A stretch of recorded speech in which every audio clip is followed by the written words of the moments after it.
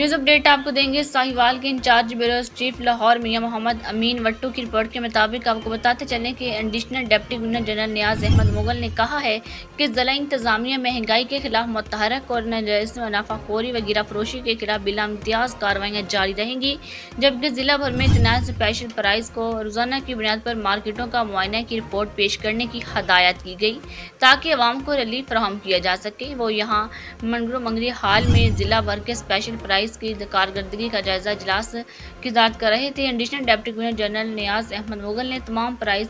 को हदायत की कि वो रोज़ाना की बुनियाद पर प्राइस चेकिंग करें और मसनूई महंगाई पैदा करने वाले अनासर के खिलाफ सख्त कार्रवाई यकीनी बनाएं। आपको आगाह करते चलें कि उन्होंने कहा कि अवामी शिकायत का फौरी उजाला ज़िला इंतजामिया की अवालीन तरजीह और प्राइस कंट्रोल मैकेनिज़्म को मौसर बनाने के लिए हर मुमकिन इक़दाम किए जा रहे हैं। इजलास में बताया गया है कि पिछले हफ्ते के दौरान ज़िला भर में 77,274 इंस्पेक्शंस की गई हैं, जिसके दौरान 5 दुकानें सरमबर और 2,90,500 रुपये जुर्माना जबकि 107 लोगों को गिरफ्तार करवाया गया। एडिशनल डिप्टी गवर्नर जनरल ने हदायत की कि तमाम प्राइस